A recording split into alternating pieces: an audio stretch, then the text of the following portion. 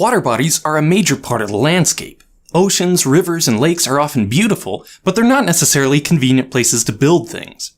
Most of our tools and construction materials, not to mention our labor force, work better in the dry. And yet many types of infrastructure we depend on every day, including wharves, bridges, and dams, are founded below the water. How do they do it? Hey, I'm Grady, and this is Practical Engineering. On today's episode, we're talking about different types of underwater construction.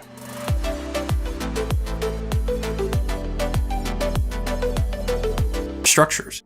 But professional diving is dangerous, and the types of tools and equipment that both function underwater and can be used safely by a diver are fairly limited.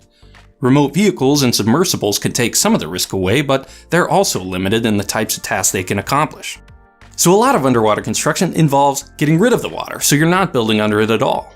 In the industry, this is called dewatering, or sometimes just care of water, and it includes a wide variety of construction equipment and techniques that all have a single goal in mind: to allow construction to happen safely and soundly in areas that would otherwise be infeasible or impossible to build because of water. The heart of many site dewatering plans is the cofferdam, a usually temporary structure built to hold back water from a construction site. Obviously, a cofferdam needs to be a structure you can build in the wet, otherwise you just need another cofferdam to construct it. In many cases, this is simply an earthen berm. You can just dump soil into the water until it creates an embankment tall enough to serve as an impoundment. Once your construction area is enclosed, you simply pump the water out. Of course, soil is somewhat impermeable, so you need to constantly pump out the water that manages to seep through. And uncompacted and saturated soil is not very strong. A collapse could be extremely dangerous for workers below the cofferdam, so these types of structures require careful design by an engineer to make sure they're safe. Besides earthen embankments, there are a huge variety of cofferdam designs that are used on construction sites. Some use sheet piles, thick steel plates that interlock together. These are driven into subsurface soils with a huge hammer to create a watertight barrier. If the soils are too rocky to drive sheet piles, or the depth is very high, sometimes sheet piles are used to create small, individual enclosures filled with soil called a cellular cofferdam. There are also cofferdams built of steel frames with a membrane and even water-filled rubber bags. No matter what they're made from, cofferdams are almost always built to be dismantled and removed after construction. One important use of cofferdams is to build actual dams. In this case, often two cofferdams are necessary to block off the river on the upstream and downstream ends. But when performing construction across a river, obviously impoundment isn't the only necessary activity for dewatering. You also need a way to divert normal river flows around the construction site.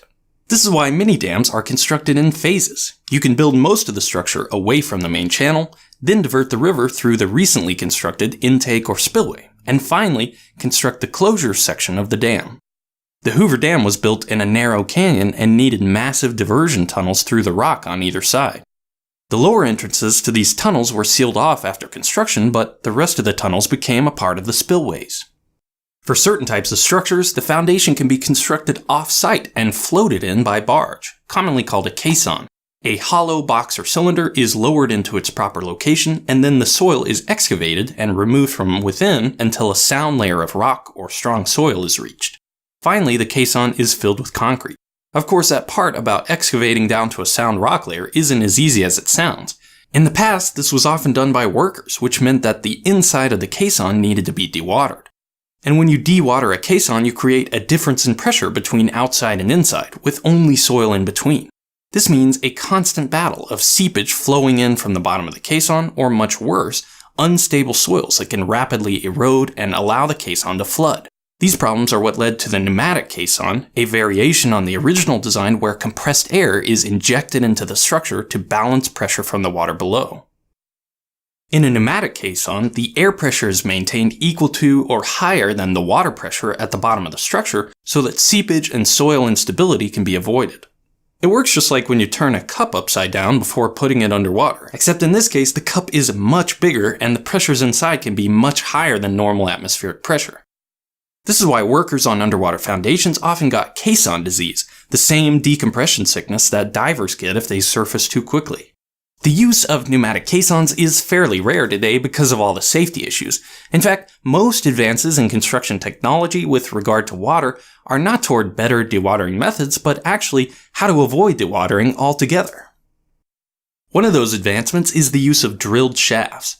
With special equipment and construction techniques, you can excavate a hole, install steel reinforcement, and fill it with concrete to create an extremely strong foundation system without any dewatering required. Concrete is a lot denser than water, so if you can do it without much turbulence, which can dilute the cement paste and weaken the final product, concrete placed underwater will cure and harden just as well, if not better, than if it were conventionally placed. The main way we accomplish this is through the use of a tremie, a tube through which concrete is pumped or gravity fed to the bottom of a form. The end of the tube stays below the top of concrete as it fills the excavation, preventing water from washing away the aggregate and diluting the cement.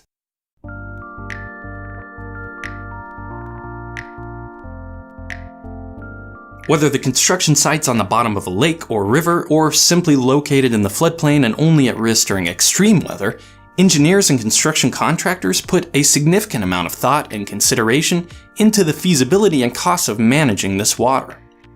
Of course, this video can only scratch the surface of a topic that is as varied as the types and locations of construction sites across the world, but I hope it gives you a little better understanding about how we build infrastructure around water.